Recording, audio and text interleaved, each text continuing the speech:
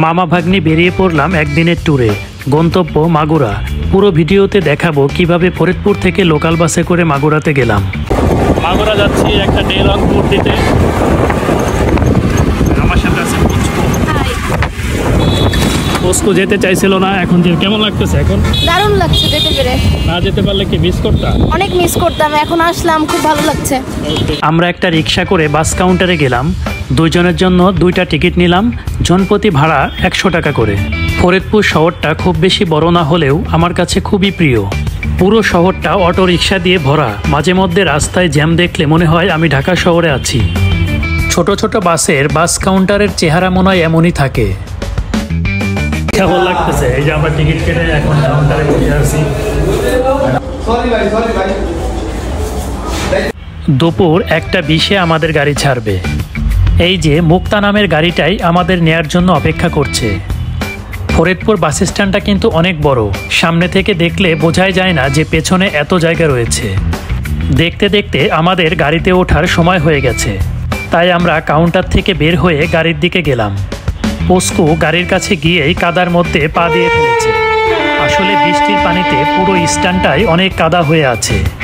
পরিপাটি হয়ে এসে যদি কাদার মধ্যে পা পড়ে ভাবেন কেমন লাগে। দেখেন কি পরিমাণ বৃষ্টির পানি জমে আছে। স্ট্যান্ডের কর্তৃপক্ষের এই বিষয়টাতে বিশেষভাবে নজর দেওয়া উচিত। এর মধ্যে যাত্রীরা কিভাবে বাসে উঠবে সেটা যদি মালিকপক্ষ না ভাবে তাহলে যাত্রীদের সাথে অন্যায় করা হবে। যাত্রীরা তো নির্ধারিত ভাড়া দিয়েই যাতায়াত করছে, তাহলে আপনারা কেন যাত্রীদের সেবা দেবেন না? লোকাল বাসের ভেতরের চিত্র এইরকমই, আমি এতে অভ্যস্ত, কিন্তু পুস্কুর একটু অস্বস্তি লাগছে কারণ এটাই ওর প্রথম জার্নি লোকাল বাসে। বাসে উঠেই পুস্কু টিস্যু দিয়ে জুতাটা পরিষ্কার করে নিল। আমরা লোকাল বাসে করে যাচ্ছি মাগুরা ট্যুর দিতে। লোকাল বাসে কেমন লাগতেছে? ভালোই লাগতেছে, মোটামুটি আর কি। ওর কাদার মধ্যে স্যান্ডেল পরে গেছে, ওর একটু মন খারাপ। কাদার মধ্যে যে স্যান্ডেল মেখে গেছে, তাও এটাও একটা নতুন অভিজ্ঞতা আর কি, এটার থেকেও কিছু শিখলাম। অবশেষে আমাদের গাড়ি গন্তব্যের দিকে ছুটে চলেছে। ফরিদপুর থেকে মাগুরা যাওয়ার রাস্তাটা অনেকটাই মনোরম, বিশেষ করে যদি ভোরবেলা বা বিকেলে যাওয়া যায়। রাস্তার দুপাশে ধানক্ষেত, গাছপালা, খালের দৃশ্য দেখে মনটা শান্ত হয়ে যাবে। মাঝে মধ্যে নারকেল বা খেজুর গাছের সারিও দেখা যায়। মধুখালী রেল লাইন, গড়াই নদীর উপর কামারখালী ব্রিজ, সব মিলিয়ে যেন প্রকৃতির পুরো রূপ কাছ থেকে দেখতে পাচ্ছি। এই রকম একদিনে আমার মতো এক জেলা থেকে আরেক জেলায় গিয়ে প্রকৃতির সাথে মিশে যাওয়ার অভিজ্ঞতা কার কার আছে তারাও কমেন্ট বক্সে শেয়ার করে জানিয়ে দাও। এই ছোট ছোট ভ্রমণগুলোই বেশি আনন্দ দেয়, যেখানে কোনো কিছুরই বারবারন্ত নেই।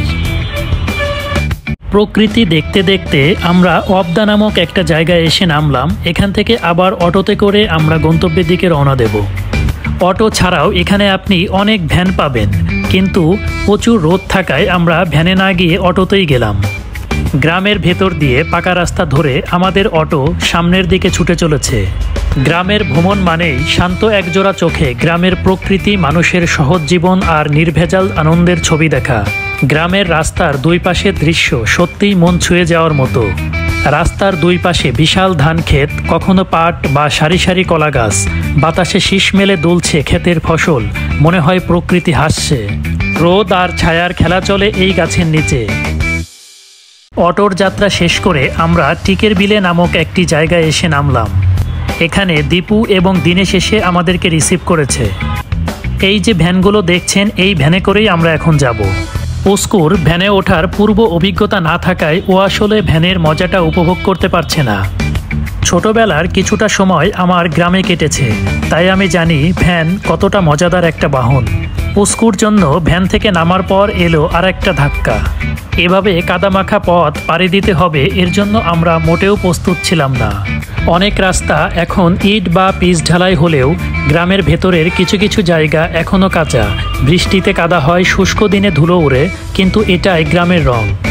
এই দৃশ্য শহরের কোনো বিলবোর্ডে নেই, কিন্তু গ্রামের প্রকৃতি প্রতিদিন এ ছবি আঁকে, কোনো স্বাদ ছাড়া। তুমি কি এই রাস্তায় কখনো হেঁটেছো? তাহলে আমাদেরকে জানিয়ে দাও সেই রাস্তার গল্প। আজ থামছি এখানেই। পুরো ভিডিওটা দেখার জন্য সবাইকে অসংখ্য ধন্যবাদ।